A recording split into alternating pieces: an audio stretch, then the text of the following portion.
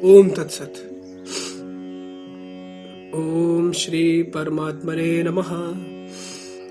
ओम श्री गुरुवे नमः।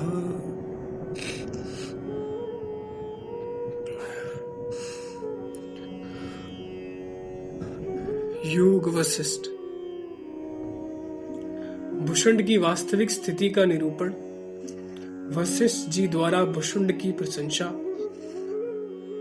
भुषुंड द्वारा वशिष्ठ जी का पूजन तथा आकाश मार्ग से वशिष्ठ जी की स्वलोक प्राप्ति। भुषुंड ने कहा, महामुने, मैंने प्राण समाधि के द्वारा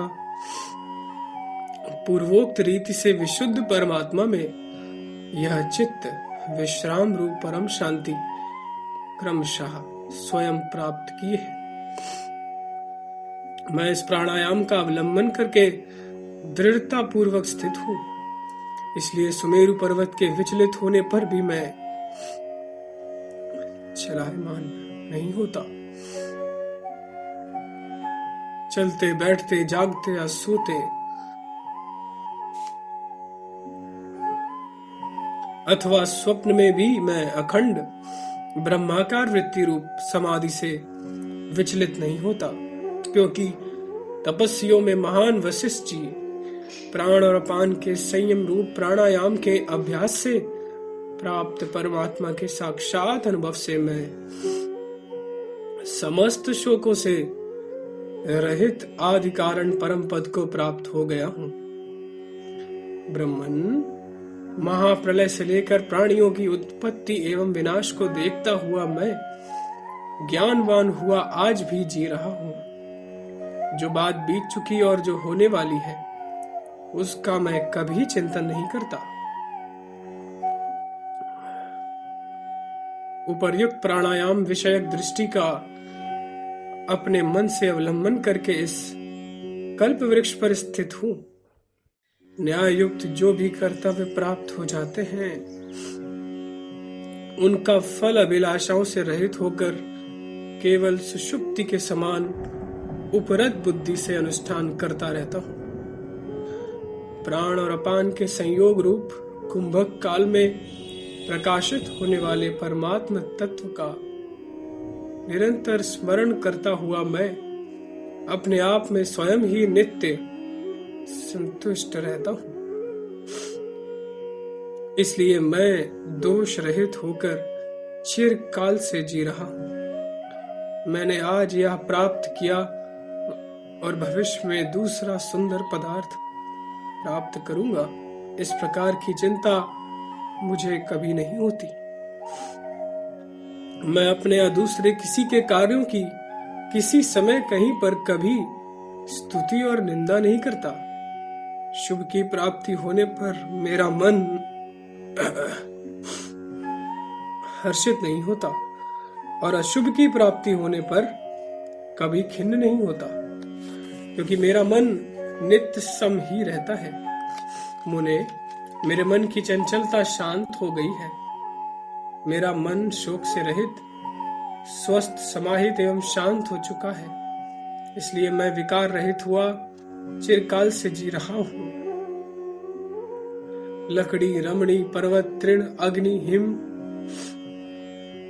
आकाश, इन सब को मैं समभाव से देखता हूं। जरा और मरण आदि से मैं भयभीत नहीं होता एवं राज्य प्राप्ति आदि से हर्षित नहीं होता।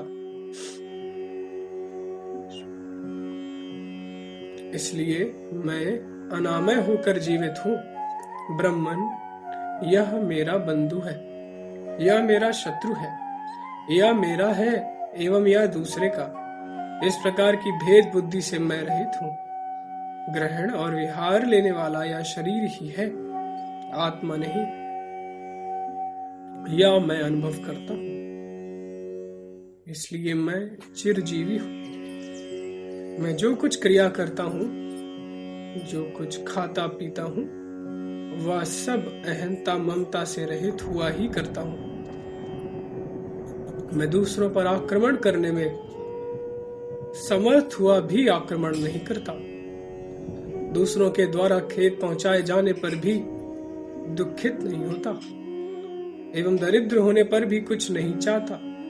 इसलिए मैं विकार रहित हुआ बहुत काल से जी रहा हूं।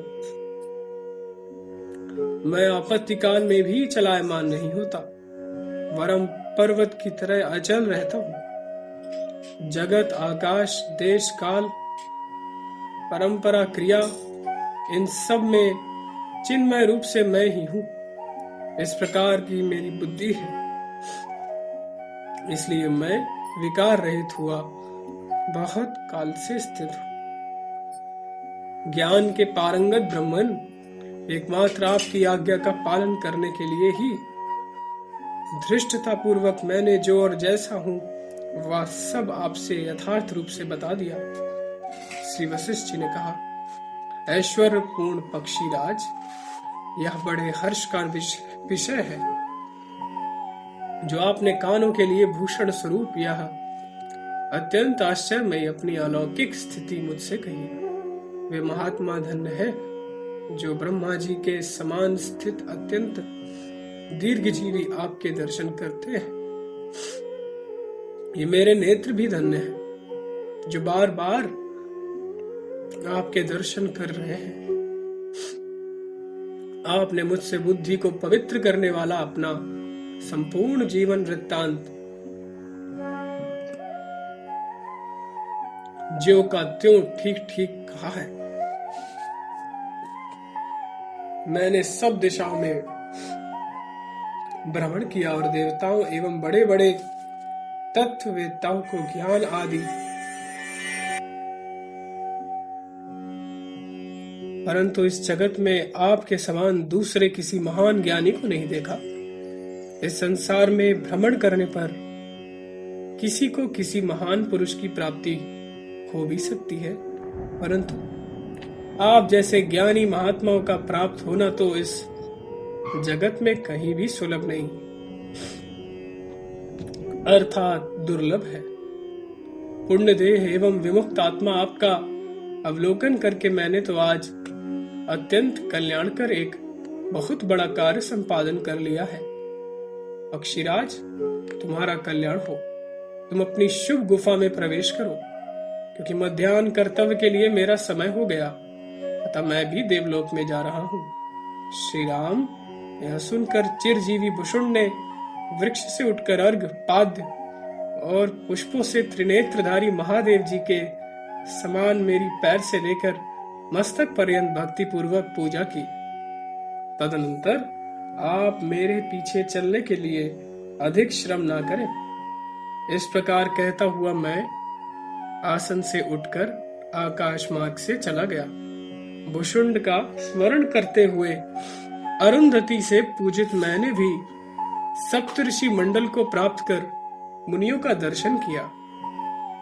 श्री राम, सतयुग के प्रथम 2 शतक जब व्यतीत हो चुके थे, तब मेरु पर्वत के उस कल्प वृक्ष पर भुषुंड के साथ मैंने पहल भेंट की। इस समय सतयुग के क्षीण हो जाने पर त्रेता युग चल रहा है और इस त्रेता युग के मध्य में आप प्रकट हुए।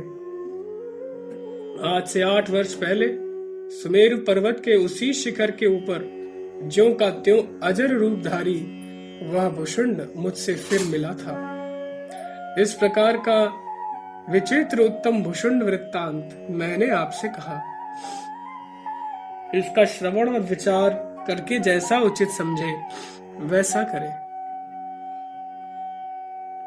श्री वाल्मीकि जी कहते हैं, भरद्वाज, बुद्धिमान भुषुंड की इस उत्तम कथा का जो विशुद्ध बुद्धि मनुष्य भली प्रकार विवेक पूर्वक विचार करेगा, वह इसी शरीर में जन्म आदि भयों से परिपूर्ण इस माया नदी को पार कर जाएगा। ओम तत्सत, ओम तत्सत, ओम तत्सत।